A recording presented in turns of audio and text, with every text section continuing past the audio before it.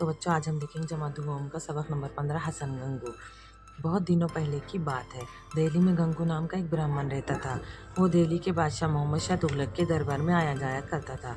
बादशाह और उसके दरबारी गंगू की बड़ी इज्जत करते थे। बहुत दिनों पहले की बात है। दिल्ली में गंगू नाम का एक ब्राह्मण रहता था। वो दिल्ली के जो बादशाह है मोहम्मद शाह तुगलक, उसके दरबार में आया जाया करता था। उसके लिए उसके दरबारी जो है उसकी गंगू की बहुत इज्जत करते थे। गंगू ब्राह्मण के यहाँ एक नौकर था जिसका नाम हसन था। हसन बहुत गरीब था मगर मेहनती और ईमानदार भी था। दिन भर वो गंगू के खेत में काम करता था। उसको जो तनख्वाह मिलती थी उसी पर उसकी गुजर बसर होती थी। गुजर बसर होने यानी उसका गुजारा होता था, यानी वो उसको जो तनख्वाह मिलती थी, जो उसको पेमेंट मिलती थी, उस पर क्या करता था, वो गुजर बसर करता था, यानी उसका घर का वगैरह सब कुछ चलाता था।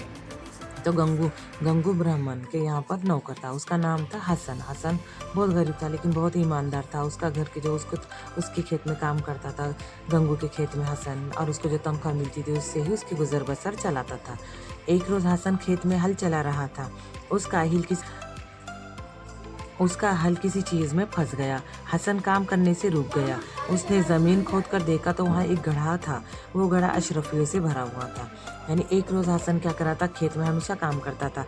तो हसन खेत में हल चला रहा था तो उसका हल क्या हो गया, चलते चलते एक चीज़ में ऐसा फंस गया। फंस जाने की वजह से उसने देखा और रुक कर देखा तो उसने देखा कि ज़मीन खोद कर देखा कि क्यों फंस गया है। तो वहाँ पर एक गड्ढा था जो अशरफियों से भरा होता है। अशरफिया उसे कहते हैं जो पुराने ज़माने में लोग सोने के सिक्के वगैरह डालकर जो एक एक घड़े में या फिर उसको डालकर उसमें नोट वगैरह यानी अशरफिया डालकर सिक्के वगैरह ज़मीन में गाड़ देते थे, उसे हम अशरफिया कहते हैं। इतना बड़ा ख़जाना पाकर हसन को बेहद खुशी हुई, मगर उसे ख्याल आया कि यह ख़जाना तो गंगू के खेत में मिला है, गंगू ही उसका हकदार है। यानी गंगू के यहाँ पर हसन काम करता था। तो गंगू को ऐसा ख्याल आया कि ये तो उसका खेत है, उसके खेत में आप हमको मिला है तो ये उसका असल मालिक वो हो गया। नहीं तो आजकल लोग अगर मिल गया तो चलो ले लेंगे, खुद को ही रख देंगे, ऐसा करते हैं। गंगू ही उसका हकदार है। वो अशरफियों का घड़ा लेकर गंगू के पास पहुंचा। वो अशरफियों का घड़ा लेकर क्या करा, निकाला और गंगू के पास पहुंचा। उसने गंगू को सारा हाल सुनाया। उसने क्या करा, गंगू को पूरा सुनाया कि मेरा हल फंस गया, मैंने खोदा तो वहाँ पर मुझे एक घड़ा मिला और मैं तुम्हारे पास लेकर आया। वो हसन की दयानतदारी से बहुत खुश हुआ। वो दयानतदारी है यानी उसकी जो दयानतदारी यानी उसकी जो ईमानदारी देखकर वो गंगू बहुत खुश हुआ। एक मर्तबा हसन की दयानतदारी का जिक्र गंगू ने बादशाह से किया था। यानी एक मर्तबा हसन की दयानतदारी, उसकी ईमानदारी की जो बात, जो गंगू जो बादशाह के दरबार में काम करता था वहाँ पर उसका जिक्र उसने किया था। बादशाह पर भी इसका बड़ा असर हुआ। इसने हसन को अपने दरबार में मुलाजिम रख लिया।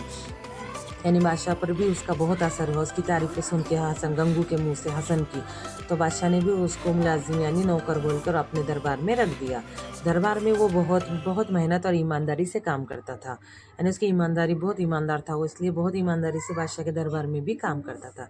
कुछ दिनों बाद बादशाह ने हसन को दक्कन का सूबेदार बना दिया।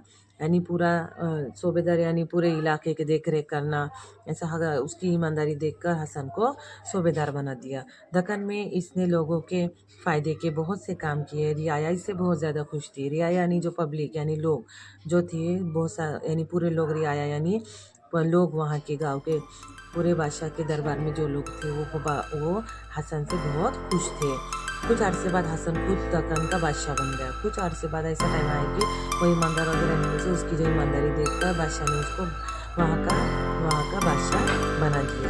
बादशाह बनने के बाद भी वो अपने मालिक को ना भूला। बादशाह बनने के बाद भी हसन अपने जो मालिक थे उन मालिक को नहीं भूला। उसने अपने नाम के साथ अपने मालिक का नाम जोड़ दिया और हसन गंगू कहलाया। और उसका जो मालिक था गंगू की वजह से हसन भी बादशाह बना था। इसलिए गंगू ने उसके मालिक का नाम नहीं भूला और अपने मालिक को नहीं भूला और अपने नाम के आगे ही हसन गंगू नाम रख दिया। इतना ज़माना गुजरने पर भी उसके वफादारी और दयानतदारी लोगों को याद आ गई। वो अच्छा